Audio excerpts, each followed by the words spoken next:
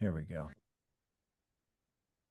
Hi, everybody. David Graff. Thanks for being here. Today is the legislative cumulative update, 2022 to 2025.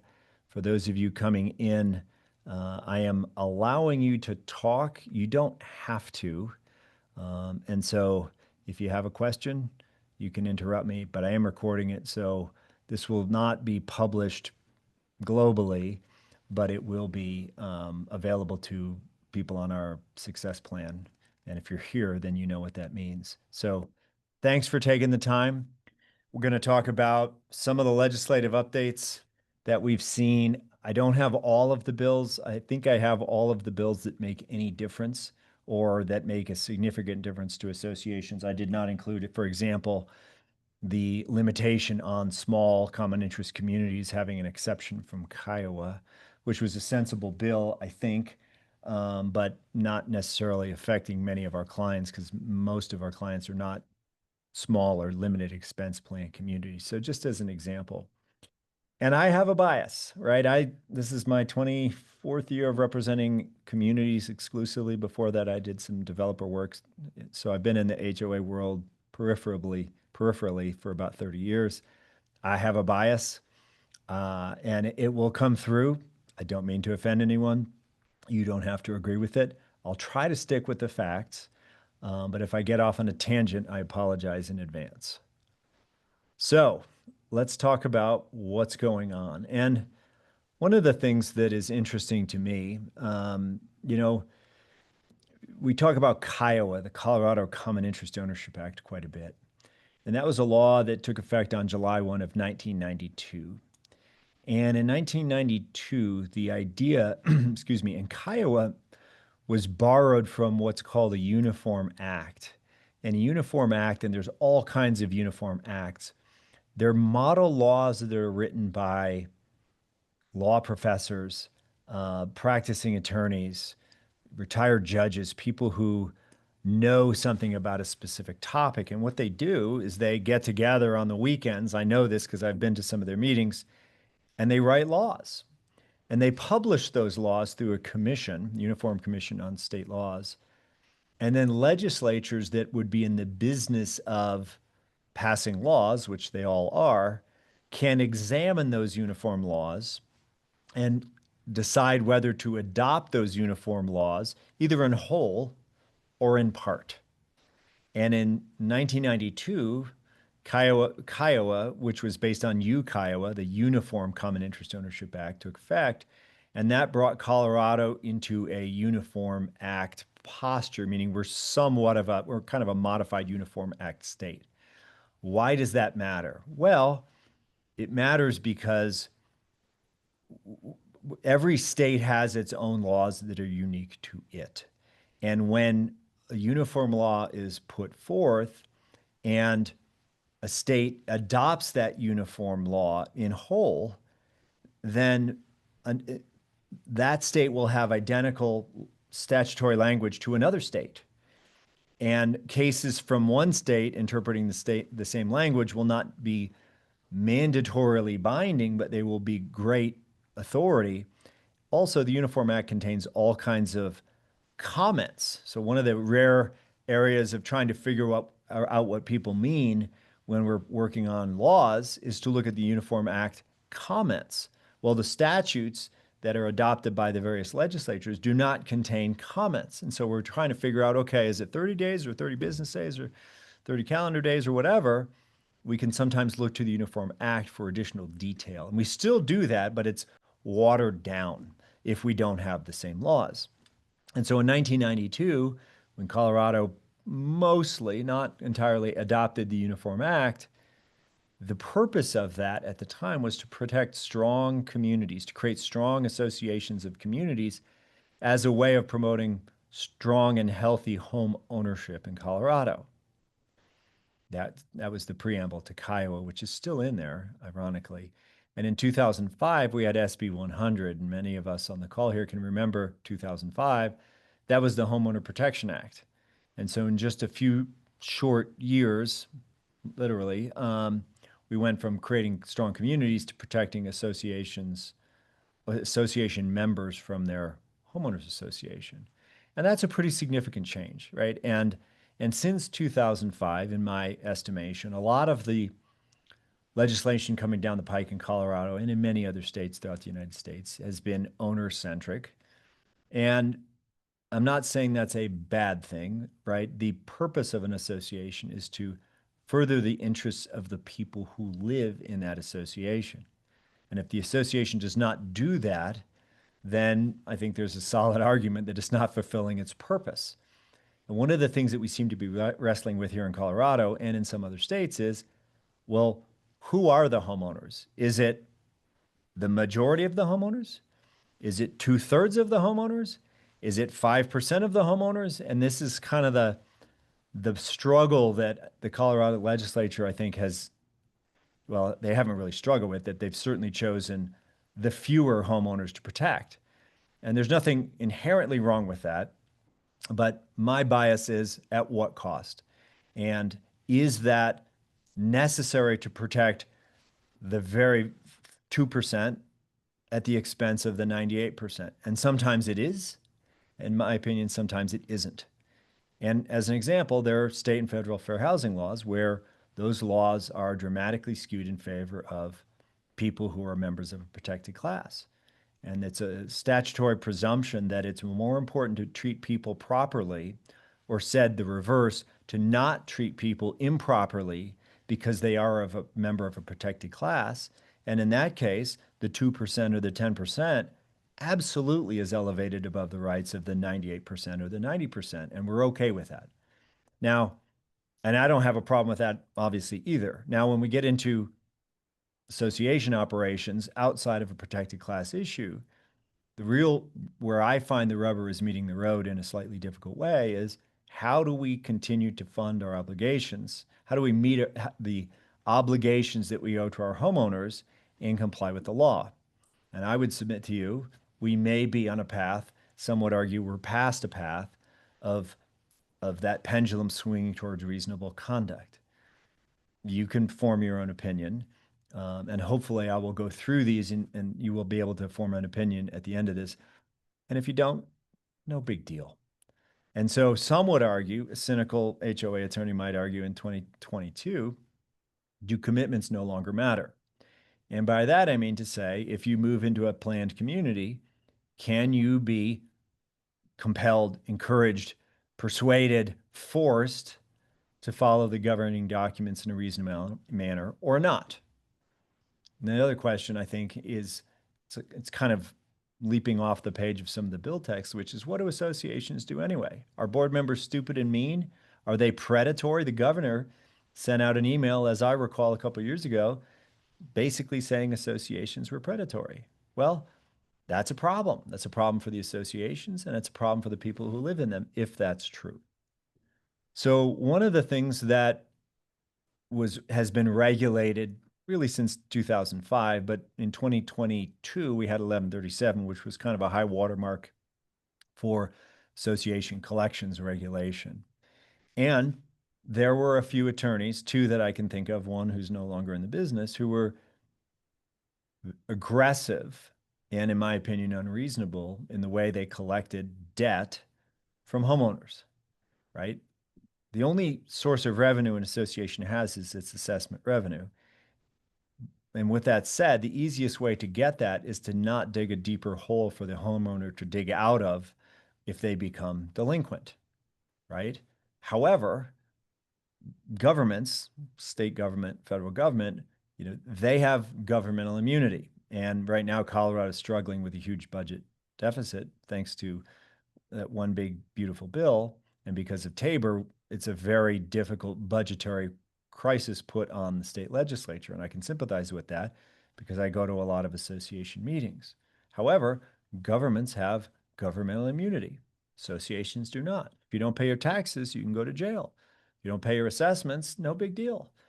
And if the association doesn't have enough revenue to meet its requirements, it gets sued for failing to maintain. And so that's the backdrop when I say lack of urgency, a recognition of the urgency of assessment revenue. A single family home community, which I believe many legislators seem to live in, not a big deal. Living in a condo and you have security doors or roofs or balconies that are deteriorating, it's a much more urgent situation. So what does the law generally require? A lot more notice and process. Notice, great. Process, no problem at all. There are delayed consequences for non-payment of assessments. One of the things that we have to have is a collection policy. We had to have one in 2022, and we had to update it. I can't remember if we updated it 2024, 2025, or all of those years, but we've had to update our collection policies. And one of the questions I get is, why do we have to keep adopting collection policies every year? Well, the snarky answer is because the legislature requires it. The real answer is because the laws continue to change and they mandate what associations have to internalize as their processes. And it's kind of an interesting concept, which hasn't yet come to the legislature on this topic, which is when the collection process is so tightly regulated, is there any value in requiring an association to have a collection policy at all? Or is it simpler just to have a statutory procedure that applies to everybody? And I don't think we're there yet because we keep amending our collection policies, but that may be where we go. And that may be a very good thing, right? Which is, here's what your collection process is for any community subject to Kiowa, and here's how you notify your owners of what that process is. And then the associations don't have to adopt these revised policies every year. That might not be a bad idea. So the law says nothing about courtesy notices. And I highly recommend that you send courtesy notices both for collections issues and for covenant enforcement issues that are not emergent, situations. And an emergency in the HOA world is usually defined as fire, flood, and blood. But property damage or threats to health and safety would be an emergency. But for things that are not emergencies, courtesy notice is a great way to go. And not all associations do that. Not all boards want to do that, but I think it's good business because the people that we're sending these letters to are our neighbors. And if we write a letter out of the gate for someone who may not even know that they're delinquent or didn't know that their ACH shut off or didn't know that their paint on their house was faded, sending them this stiff arm insult letter is just terrible for building community. So courtesy notices are not required. They're highly encouraged. The notice of delinquency for collections is the letter that starts the clock ticking. And by that, I mean to say, as long as you're treating people generally the same before the notice of delinquency, it doesn't matter what you send for courtesy notices. You have to keep track of that. You have to keep track of the outreach that you make to the homeowners by text and email and phone call and so forth. But you can persuade them to pay their assessments long before you send the notice of delinquency. When you send the notice of delinquency, it starts the process. And this is a process still at the association level. And by that, I mean not at the law firm level or the collection agency. Send it certified mail, return receipt requested. You can send it regular mail if no address or email or text, if you don't have an email address or a phone number that you can call or text an owner with. Now, I don't think. Oops. So I am simultaneously listening to David Hey, Graff. CJ. Hey, sorry. Do you know you're not muted? Talk to you. Oh, you're talking to me? I'm sorry. It was coming in faint. Go ahead.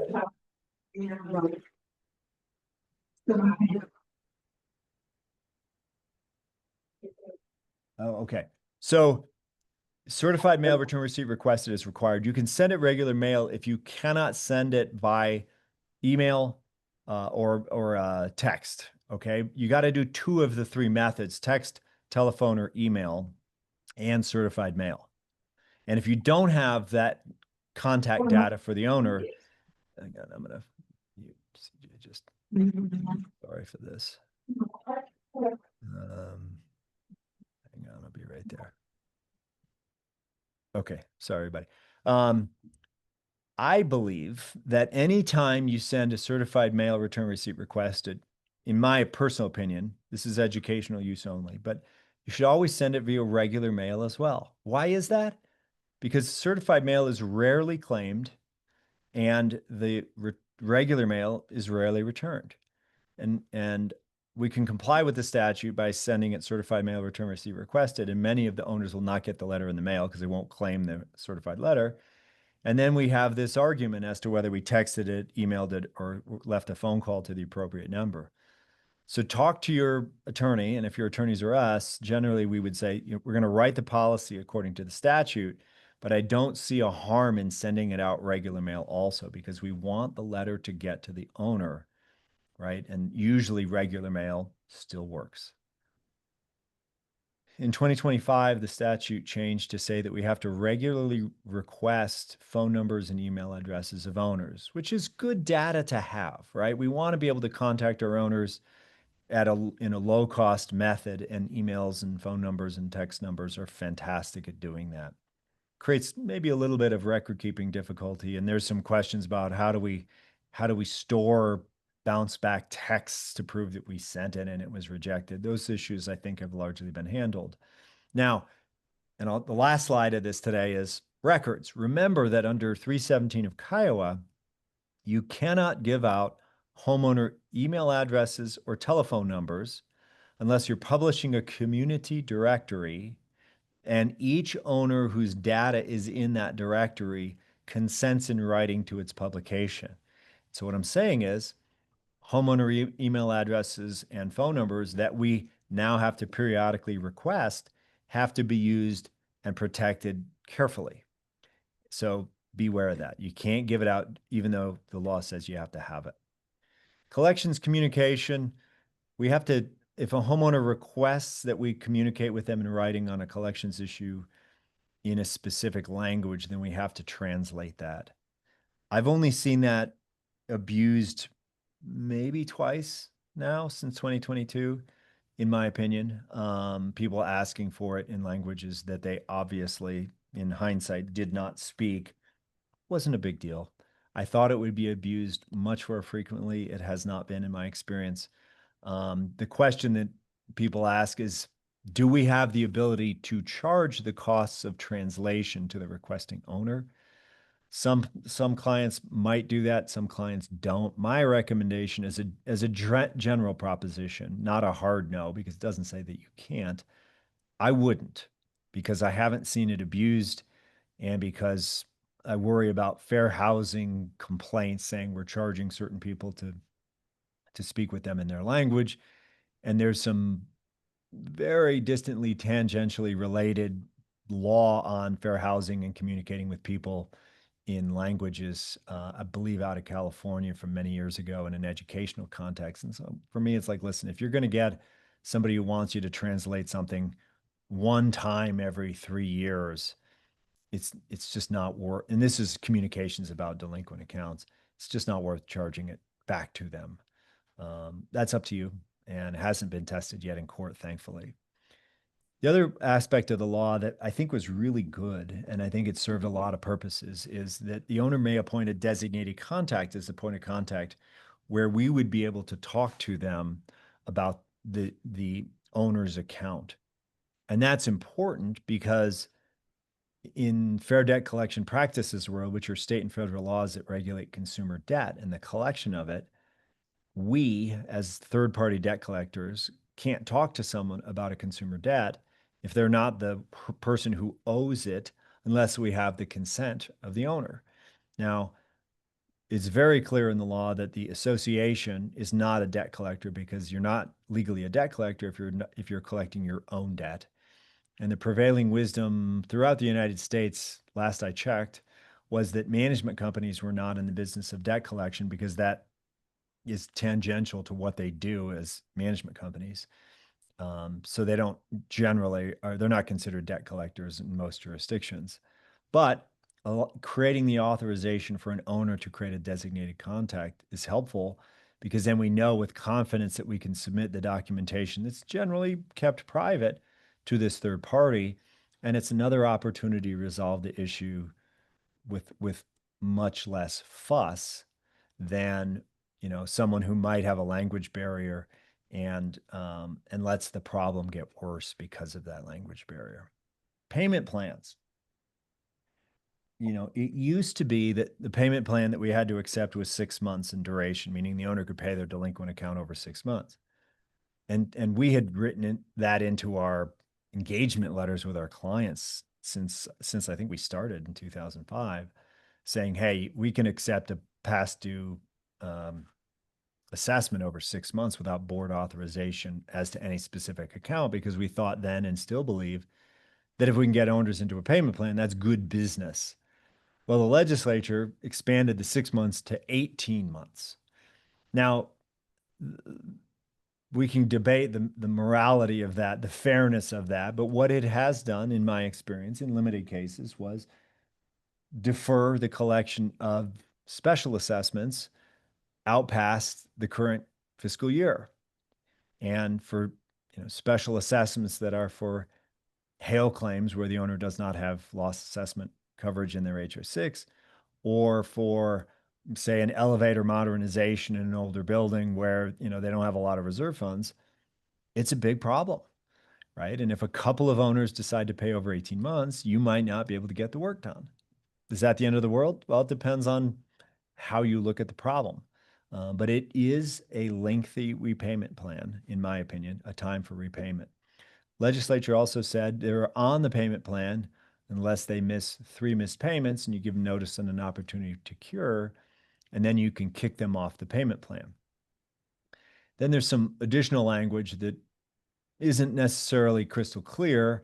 Um, I think the prevailing wisdom is it's in the context of a foreclosure only, but it says that the owner can pay their delinquent balance as long as the minimum monthly payment is at least $25.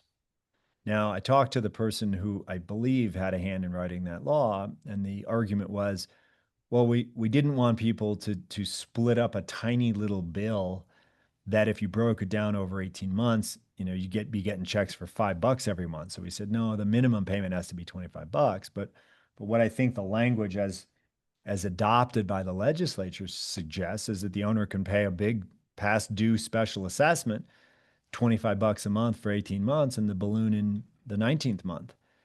And it kind of begs the question, if they've only defaulted on the balloon, how can they be off the payment plan if they've missed 3 payments and there's only one payment left? So just stuff like this that is, creates an opportunity for us to argue about, which is unfortunate. But that's what the statute says. Has it been a big deal? Other than the delay of collecting needed funds, no, I don't think it's been a big deal. So legal fees were clipped a little in 2024. And the legislature said, and it's not the best drafting. I'm sorry. The language that amended Kiowa's 123 is poorly done. I think I understand the intent, which is to make associations subsidize 50% of the costs of the collections and 50% of the cost of a covenant violation case brought through, for legal fees. So, but the way it's written is that there's two pricing mechanisms at different stages of a collection process. And so at the demand letter stage, and this is when it's referred to us, we can ask for legal fees up to 50% of the amount of the assessment owed. And then if we have to sue somebody, then we can ask for 50% of the amount actually incurred. And this doesn't usually make a difference, but if the association has relatively small assessments, quarterly or annual assessments, that 50% of the amount owed is very small. And so the associations will absorb that. Now, of course, if you go to court, a judge can arguably, and there's a $5,000 limitation, it's the lesser of $5,000 or the actual amount incurred. And a judge can usually, and always historically has had the ability to decide whether the association's legal fees were inflated because of the owner or if the legal fees were just inflated because of the association's conduct, and they can adjust that up or down. Now, it sounds really good, but it's requiring the association to subsidize people who are not following what they said they would follow for whatever reason. There doesn't need to be a value judgment on why they're not doing it, but now everybody has to pay 50% of the cost to bring people into compliance. I think it's terrible policy personally.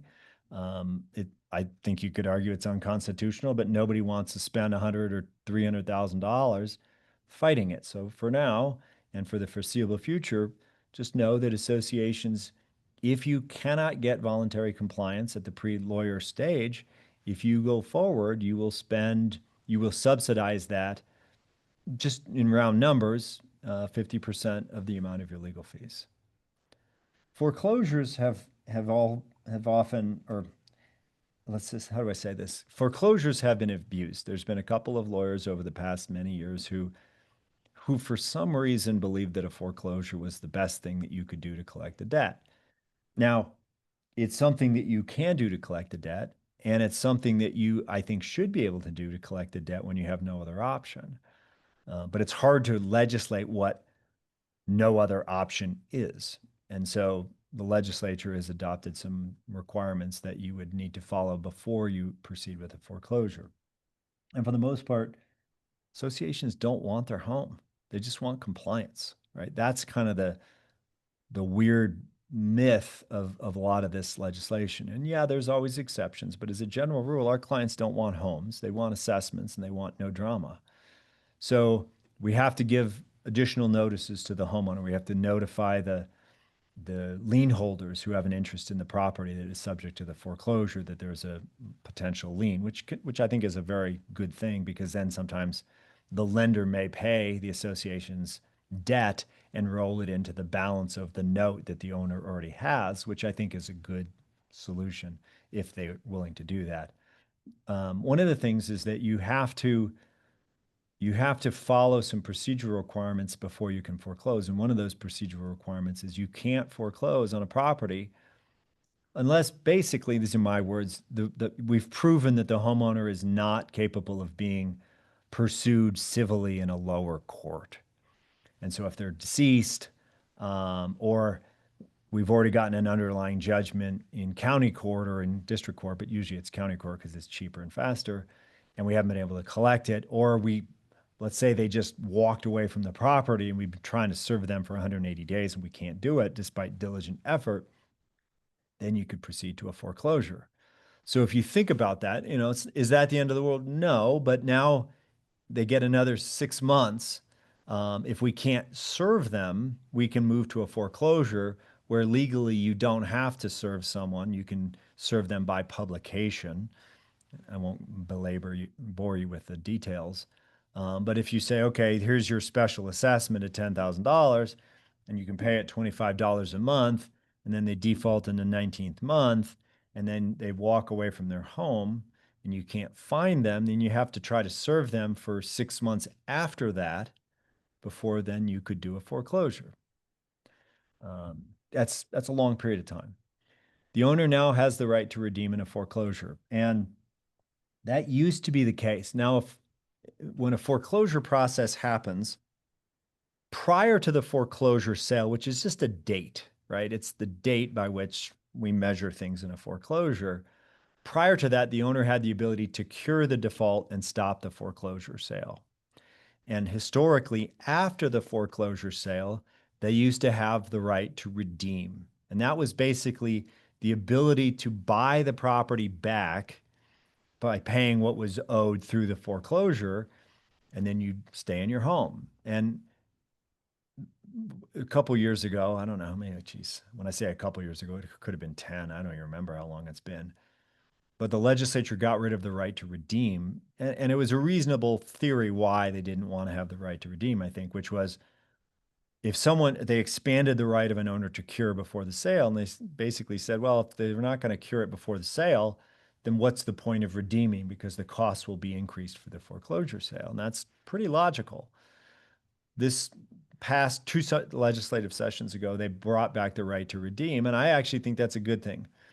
It creates, some uncertainty in the title where somebody has the right to buy the property back after it's actually sold. But sometimes it's an attention-getting measure, and sometimes it creates enough urgency for the homeowner to try to get their house back.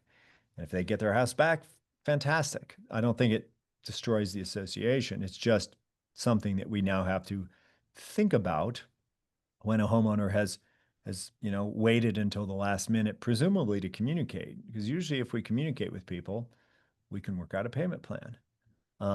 There's also some mediation options. We have to give, I said, advisements about credit counseling and online resources. And the legislature in 2024 required strict compliance, and I'm paraphrasing now, but with the foreclosure laws. And there's two main levels of compliance that are at play in Kiowa. One is substantial compliance, and the other is strict compliance. And for the most part, Kiowa is a substantial compliance statute, which means you don't have to have everything perfect, but you have to generally carry through what the statute requires. Strict compliance means everything has to be perfect. And there was a case, a Court of Appeals case here in Colorado, where a homeowner was getting letters from their association, got the letters, opened the letters, threw the letters away, and then they foreclosed. And the homeowner argued, well, they didn't substantially comply because the letters were not sent out on the 30th day after this. And then this, but the homeowner got the letters and admitted to it. And the court said, oh, come on, give me a break. You got the letters, you knew what your rights were under the law. Substantial compliance is good enough. Well, in strict compliance, it's not good enough. Strict compliance is perfect. Everything has to be perfect. And I promise you, unless there's an airline pilot or a surgeon in the legislature, and there probably are, no one in the legislature operates under strict compliance. And is that the end of the world? No. But what does it do? It prevents a judge in a foreclosure case to say it's good enough. And that's why we have judges, right, who are trained and pedigreed and reviewed to be able to look at all of the facts and say, yeah, that's fair. Case goes forward. Strict compliance? No. It's legislative hubris that the courts can no longer decide if it's good enough. And I think it's personally silly, but it doesn't matter what I think. That's what the statute says. And that's what we have to do. And if we find that when we are proceeding with a foreclosure case and there has not been strict compliance with the collection proceedings through that point, then we have the ability to stay the case, which is not actually the right legal term. It's put the case in abeyance until we can go back and correct whatever notices were not provided originally, so that we can then proceed with the foreclosure. So it is what it is. Foreclosures are basically not completely obsolete, but they were always a last resort for most. Now they are an extreme last resort. So just be aware. Now we have, as of October 1 of this year, we have to provide delinquency record keeping and provide information to DORA, the Department of Regulatory Agencies. We have to provide them the number of judgments, the number of foreclosures, and the number of payment plans at least. And I think it was for a trailing 12-month period. So if you have professional management, it's their problem. Just be aware that we have to compile that data so that DORA can provide it to the legislature and they can assess, is this working or not? Covenant violations. This is something that I think was missed dramatically in 2022. And I do blame the people, but I understand, I think, the way it turned out. And by that, I mean, and I have a little sarcastic holding people's hands. You don't have to comply with the covenants if you don't want to. There, in my opinion, was a single family home bias with the group that brought forth 1137. And the reason I say that is because in single family homes, for the most part, not in every case, but for the majority of covenant violations that we deal with, they're paint and stain, right? Your fence needs to be stained. You need to replace pickets. There's a broken window in your house. Your lawn needs to be fixed. And they're not violations that come and go. Okay. In a condo or in some of our single family home communities, we have one that has almost 100 miles of private roads, right? Those types of violations that occur, especially in confined spaces on common areas, don't usually stick around for 2 months. And so the legislature in 2022 said there's two types of covenant violations. Those types of violations that threaten the public health and safety, type 1. Excuse me, they don't call it type 1, I'm just saying it. And then type 2 is everything else. So if it's a covenant violation that threatens the public health and safety, you have 72 hours to cure it. Wow.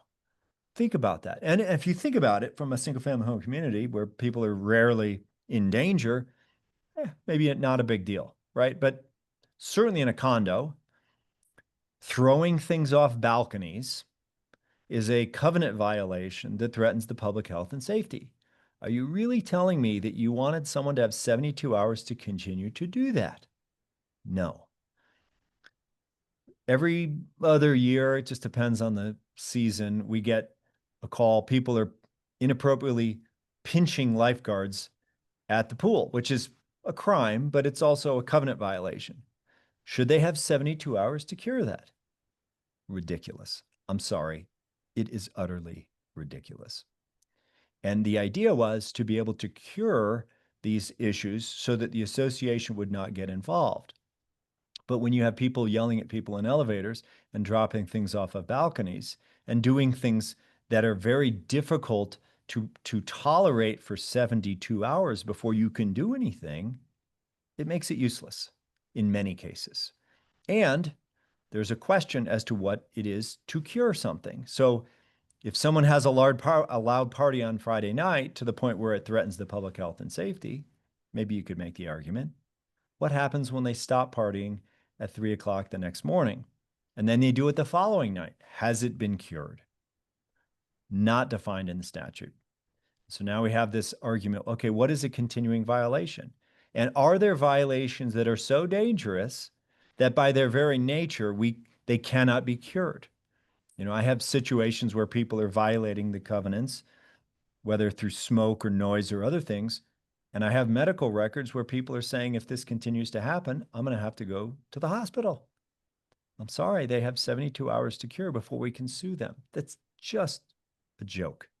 So beware. We may be able to write around it. It hasn't been tested, but it's a real problem. And again, in a single family home community where you're on your property and they're on their property, these types of issues are not as acute as they are in communities with shared spaces where people are very close to each other. And for everything else, every other violation that is not a threat to public health and safety, it's essentially a 67-day cure. Okay, so paint and stain, right? That's why I say single family home bias, which is paint and stain. Yeah, I don't care if the homeowner takes 6 months in most cases to paint their house. Usually, when someone says, well, my house is faded, can I paint it next year? Our boards are like, sure, just apply over the winter and have it done by the middle of next summer. We'll call it good. And this would work beautifully in that case.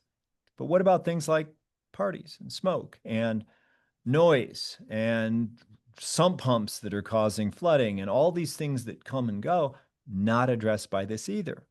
So when you send out the letter of the violation, they have 30 days to cure. If they send you photographic evidence that it's cured within that 30 days, it's deemed cured, even if it isn't cured. You have to go out and inspect within 7 days of the expiration of the 30. Why the precision? No idea. But we have communities that are big, and it's hard to inspect 5,000 homes in a 7-day span for most management teams. But anyway, that's our problem, not the legislature's. And if they don't cure it within the inspection date, there's another 30 days. And there's a maximum violation fine of $500 for the violation. We don't know if that means that violation, like if it persists for months, if not years, it's $500 max. I think that's a reasonable interpretation of the statute. It doesn't get anyone's attention. $500 is an inadequate fine in my experience. And the irony is we're more likely to sue people who don't want to comply because we can't levy a fine large enough to get them to stop doing what it is that they're doing or to get them to start doing what it is that they need to be doing. My opinion, that's what the legislature said, $500. And even before this, we had people who'd come into meetings and they'd say, you know what? I'm going to leave the whatever in my yard and I'll just pay all the fines and you can bother me again next year. $500 for most places, not enough of an attention getter. We don't want their money. We want their compliance. And back to legal fees in 123 of Kiowa, it's not entirely clear, although it's certainly safe to assume that we get 50% of the legal fees on a covenant violation as well. So the association will be subsidizing to the tune of 50% of the legal fees. Towing. If you thought legislature hated associations, they really hate towing companies. And there were some towing companies that justified that enmity because, they abused their rights to tow cars. And now we have laws. I'm not going to get into it because I'm teaching a whole class on towing. It's going to require me to get a PhD in the current laws, and I look at it every time, and it makes my brain itch. So you're not alone if it does to you too. We can still tow. That's the thing to remember. We have to have very clear and adequate signage in accordance with the statute. Not a big deal. There are some tows that we can do immediately, some tows that require 24 hours notice. Not a big deal. Um, that 24 hours notice, we have to authorize the tow within 24 hours of it being towed as well. So there's a little bit of a procedural thing that we have to worry about there. And one of the things that has changed is that the towing company cannot initiate a tow. So if you had a towing company doing the monitoring and the towing, they can't do that anymore. So the towing has to be authorized by someone other than the towing company for obvious reasons, which is conflict of interest. The challenge is who's going to authorize the tow? Is it a board? Do we pay for a monitoring company? Is it the management company? Who does this? And for many of our townhouse and condo communities, many of them don't have enough parking, right? So not enforcing the towing requirements and the parking requirements is not an option. So that's increased the cost of doing so. Is it worth it? I don't know. It hasn't shaken out yet. We try not to tow cars if we can help it, just because it's abrupt. It sucks if you're the owner who gets their car towed, but sometimes there's nothing else that you can do. So at least it's still an option on the table when we absolutely need to. Closure of common elements. This is a weird statute or originating, I believe, from the Western Slope. If you're going to close common areas, you have to do so very judiciously. It's limited to areas that are being repaired or maintained. And if you're going to close it for more than 72 hours, you have to put up signage in conspicuous locations. It doesn't say what we do when we close the pool for the winter, right? It doesn't say, do we have to put up signage for closing the pool in the winter? Just little things I think that were missed that would have made this a lot more sensible as a bill. But for most of us, we're not usually closing common elements all that routinely, unless we're dealing with communities where they haven't opened the pool in a decade. Well, then that's a different story. Public rights of way. This one bugs me a little bit, more than a little bit, I suppose. Because the law in 2024, I think it's either, oh, it was 2022, I believe, said associations, here's what the law says. And it's two sentences. And there's an argument that the sentences are in conflict with each other, right? You cannot require that public rights of way be used in violation of municipal requirements. So if, you can't, if the municipality requires X, Y, or allows X, Y, and Z, you can't prohibit that. Okay, so does that mean that you can enforce what the municipality requires? Maybe. Second sentence says the association cannot require that a public right of way be used in a certain manner. So we don't know. There's an argument, yeah, you can enforce to the level of the municipality. I don't prefer that. I prefer to not touch public rights of way until someone is willing to take on a case that defines what these two possibly contradictory sentences mean. But if you moved into a community where they said you can't park in the public streets within the community, historically that would be enforceable. And there were two cases in the United States, last I checked, that stood for the proposition that if a homeowner bought a property that had a covenant, a contract, where the homeowner agreed to do or not do something, the underlying property ownership of where they agreed to do it or not do it was irrelevant. And that was the prevailing law at the time. Now you can't touch it. And what that means is that you're relying on the municipality to regulate those public rights of way. And for some of our communities, this has created some heartache, right? Where people are bringing in their RVs and their semi trucks and other things in their trailers, and they move it around on the public right of way every 72 hours or so, depending on where they are, so that they can park with impunity. And it's ironic because if the homeowners moved in with a covenant that says that you can't park your semi trailer in the street within the community, even if the street is public, should not the owners have the right to expect that? And the answer is no. And remember, public rights of way are not just the asphalt or concrete streets. They may include the tree lawn areas that extend up onto people's yards or into people's yards. So, trash toters, right? You have 67 days to bring in your trash toter under the law, but if you leave it out on the public right of way, I think you could leave it there indefinitely. So I think another missed opportunity to keep the expectations of what people bought into when they bought their home alive. But that's the law. And I think for the most part, management companies and some boards are relieved that they don't have to deal with parking issues on public rights of way. But it's never fun to have your options taken away from you. Flags and signs. It used to be, and you may remember, we could not prohibit political signs and flags. I don't even think it mentioned flags. It wasn't until I think Trump's first term that flags became an issue, other than American and military flags.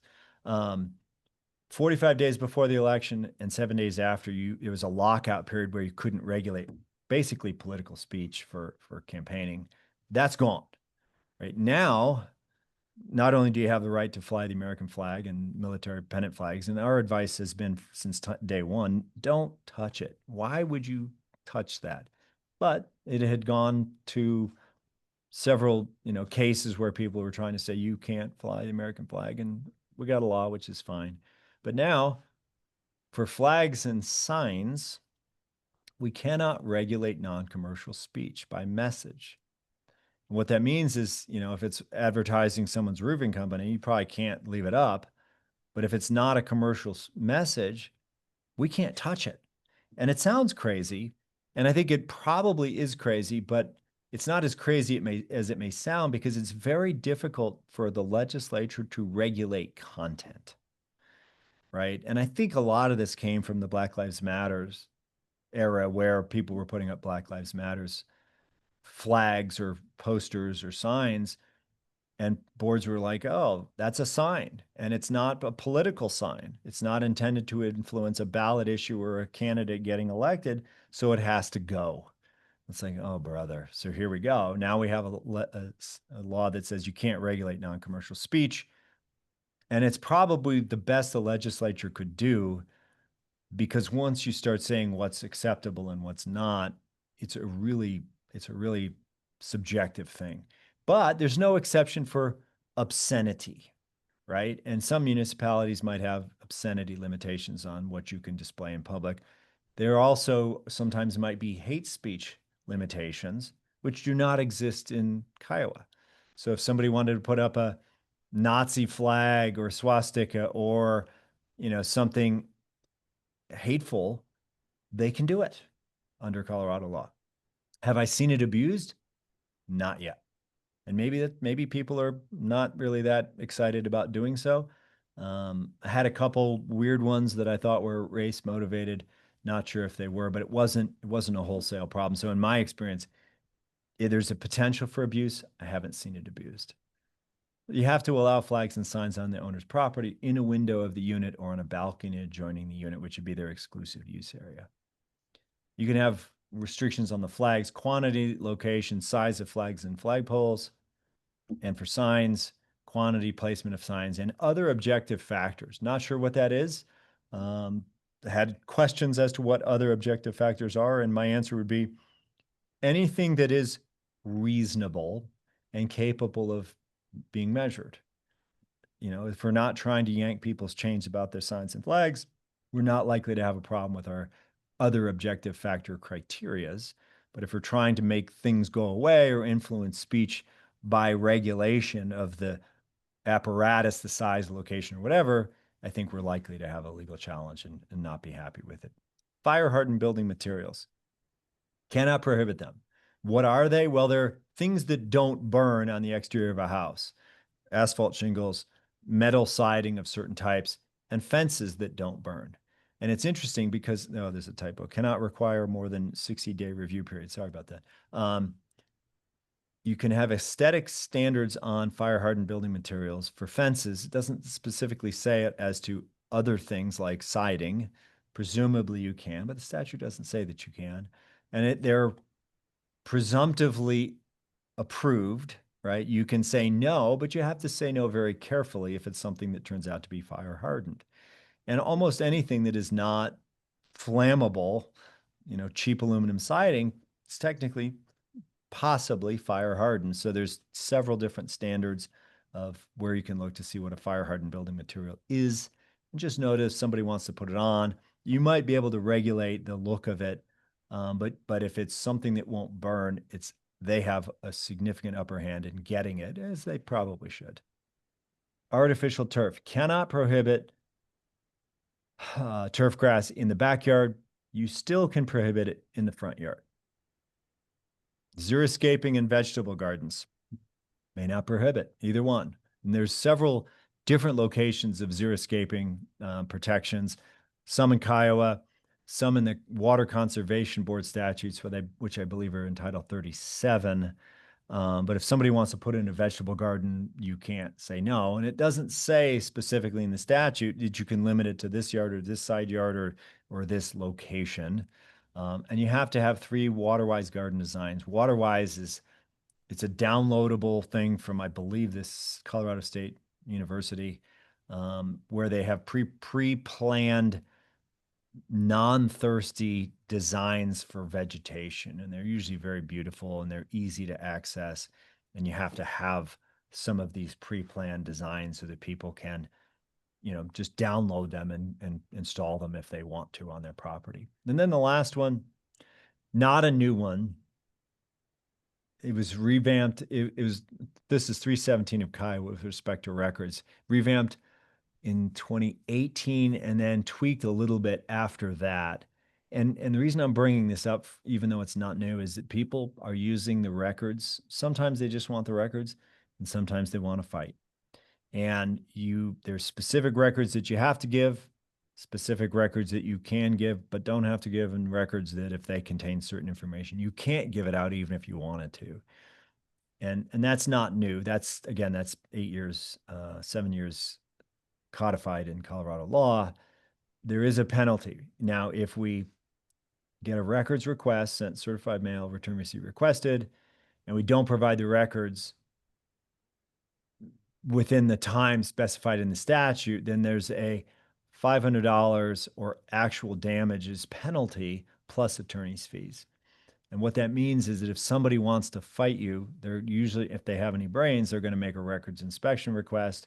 And they're going to hope that you didn't give them everything that they wanted, and then they're going to sue you for records. And yes, I've had this happen.